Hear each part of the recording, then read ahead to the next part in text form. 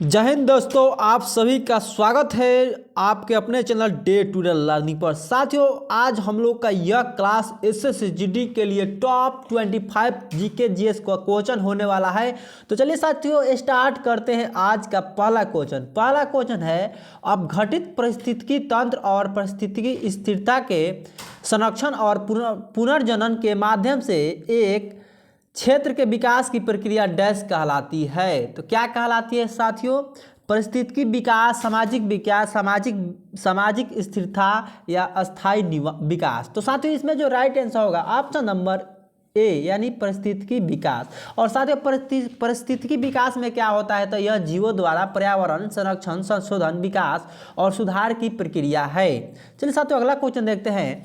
निम्नलिखित में से किस वर्ष में सांची को यूनेस्को की विरासत विश्व धरोहर स्थल के रूप में घोषित किया गया था? यानी क्वेश्चन क्या है साथियों कि निम्न में से किस वर्ष सांची को यूनेस्को की विश्व धरोहर स्थल के रूप में घोषित किया गया था? ऑप्शन है 1989, 1999, 1967 और 2014 ईस्वी। तो साथियों सांची को विश्व धरोहर के स्थल के रूप में 1989 ईस्वी में घोषित किया गया था। यानी option number A right answer होगा। साथियों, भारत में अब यूनेस्को विरासत स्थल की संख्या कितनी है? वर्तमान में 40 है अभी। चलिए साथियों, अगला क्वेश्चन देखते हैं। बैंकिंग के संबंध में सीटीएस डैश का संक्षिप्त है।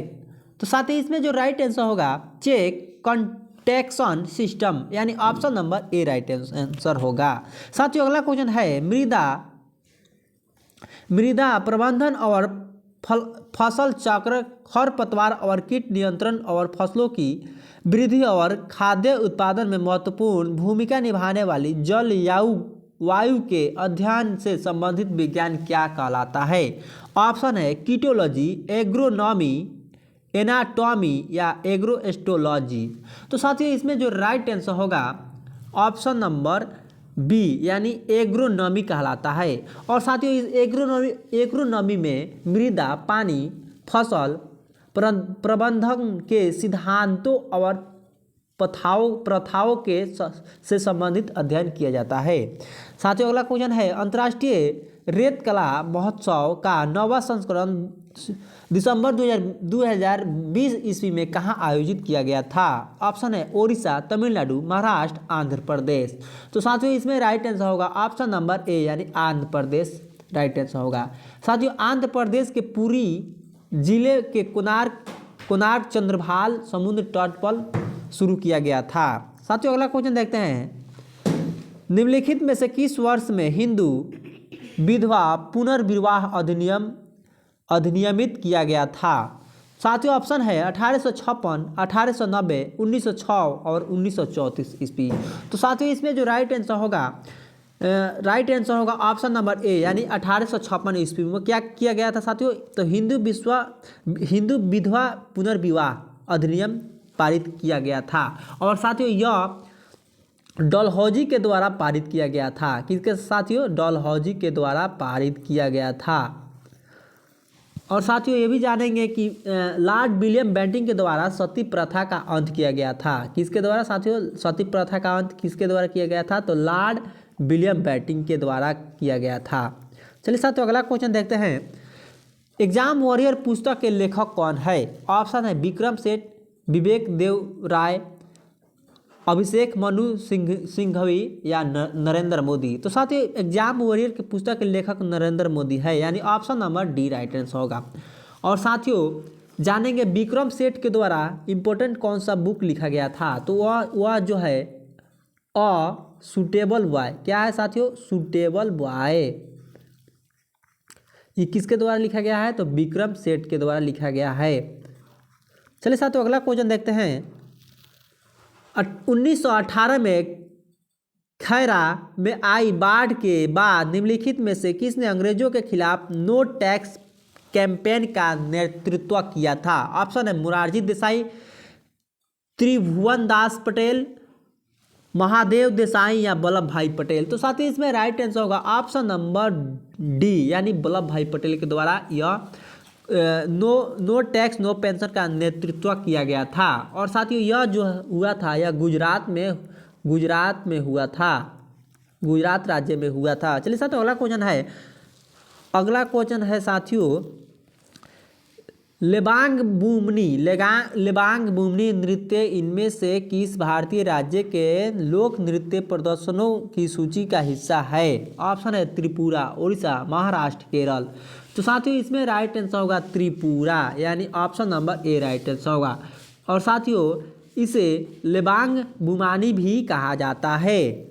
चलिए साथियों अगला क्वेश्चन देखते हैं। अगला क्वेश्चन है 2011 की जनगणना के अनुसार निम्नलिखित में से किस राज्य का लिंगानुपात 900 से कम है? ऑप्शन है हरियाणा, असम, झारखंड, मध्य प्रदेश।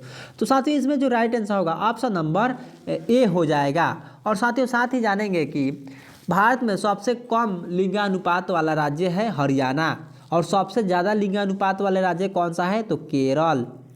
चलिए साथियों अगला क्वेश्चन देखते हैं। अगला क्वेश्चन है डैश पहला अखिल भारतीय साम्राज्य था जिसने अधिकांश भारतीय उपमहाद्वीपों को शामिल आच्छादित किया। तो ऑप्शन है चोल, कुषाणों, मौर्य या और गुप्त। तो साथियों इसमें जो राइट आंसर होगा ऑप्शन नंबर सी हो जाएगा, यानी मौर्य के द्वारा। और साथियों मौर्य वंश का संस्थापक कौन था? तो समुद्रगुप्त। मौर्य वंश का संस्थापक कौन था? मौर्य वंश का संस्थापक साथियों तो जो होता है वह है चंद्रगुप्त। चलिए साथियों अगला क्वेश्चन देखते हैं। अगला क्वेश्चन है भंग होने के 40 साल बाद संगीत समूह डैश ने सितंबर 2021 में अपनी वापसी की घोषणा की थी। तो ऑप्शन इसमें जो राइट आंसर होगा ऑप्शन साथियों डी हो जाएगा, यानी ABBA। चलिए साथियों अगला क्वेश्चन है राष्ट्रीय खेल विश्वविद्यालय इम्फाल वर्ष डैश में पारित एक अधिनियम के तहत स्थापित एक केंद्रीय विश्वविद्यालय है। तो साथियों इसमें जो राइट आंसर होगा ऑप्शन नंबर जो होगा ऑप्शन नंबर बी, यानी 2018 ईस्वी में नरेंद्र मोदी के द्वारा इम्फाल में केंद्रीय खेल विश्वविद्यालय की स्थापना हुई थी। और साथियों इम्फाल क्या है? तो यह मणिपुर की राजधानी है, मणिपुर राजधानी की राज्य है।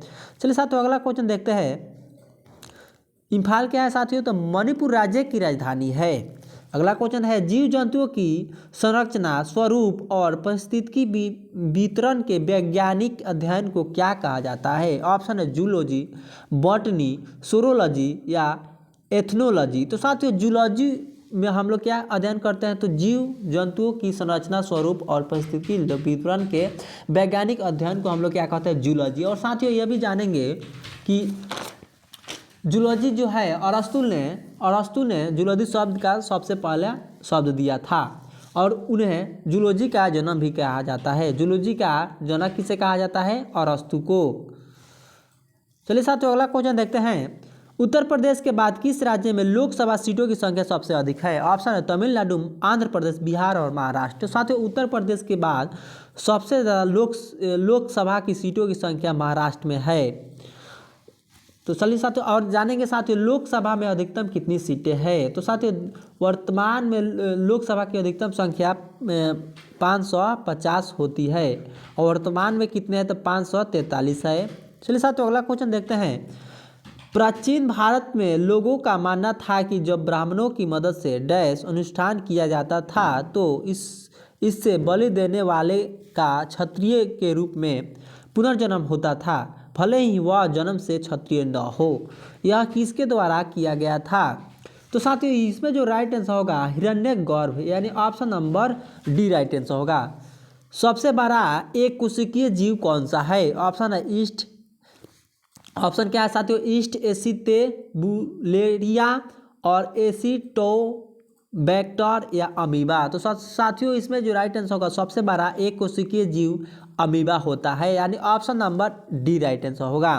कौन सी शिरा फेफड़ों से हृदय में शुद्ध रक्त लाती है? ऑप्शन है ब्रिकिया शिरा, फुफ्फुस शिरा, महाशिरा या यकृत शिरा। तो साथियों इसमें जो राइट आंसर होगा फुफ्फुस शिरा, यानी option number B right answer होगा। साथियों अगला क्वेश्चन देखते हैं, रॉकेट किस सिद्धांत पर कार्य करता है? ऑप्शन द्रव्यमान संरक्षण, ऊर्जा संरक्षण, संवेग संरक्षण, जड़त्व संरक्षण।